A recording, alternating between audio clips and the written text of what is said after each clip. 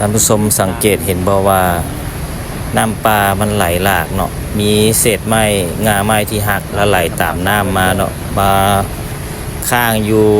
บริเวณตัวเขื่อนเนาะเฮ็ดให้น้ำมันบ่สามารถที่จะระบายได้เนาะเพราะว่าน้ำมันก็มีปริมาณเพิ่มสูงขึ้นเนาะจึงเฮ็ดให้น้ำมันล้นออกจากเขื่อนน้ำทาสามเนาะท่านผู้ชมดังในภาพนี่แหละเศษงาไม้ต้นไม้ที่มันหักไหลตามเปิ้นภูเนาะเวลาฝนตกหนักมันไหลมาตามน้ำเนาะเป็นน้ำปลาไหลหลากเนาะมาไหลมาข้างมาเกาะอยู่บนบริเวณตกเขื่อนที่ว่าเขาจะปล่อยน้ำบ่ได้เนาะน้ำมันจึงล้นออกจากเขื่อนดังในภาพเนาะอยู่ที่เขื่อนน้ำทาสามตรงนี้เนาะท่านผู้ชมซ้อน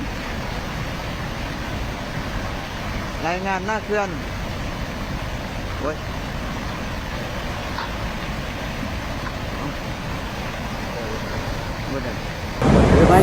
ท่านผู้ชมจุดนี้คือบริเวณตัวเขื่อนน้ำทาหนึ่งเนาะที่กระเจ้าได้ระบายน้ำออกจากเขื่อนมวลน้ำมหาศาลท่านผู้ชมสังเกตเบิ่งจำนวนมวลน้ำมหาศาลที่ไหลออกจากเขื่อนคิดเบิ่งสภาพเนาะคันน้ำมันไหลลงไปประชาชนเนาะเงินประชาชนอยู่กล้องเขื่อนเนาะ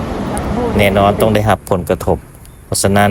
ก็จะต้องแจ้งการเนาะล่วงหน้าไว้เพื่อให้ประชาชนเก็บยกย้ายข้าวของแล้วขึ้นไปอยู่บนสูงเนาะท่านผู้ชมและสำหรับคลิปนี้เฮาก็สิขอจบเพียงเท่านี้เนาะแล้วพบกันใหม่ในคลิปวิดีโอหน้าฝากกดไลค์กดแชร์กดติดตามเพื่อเป็นกำลังใจให้เฮาด้วย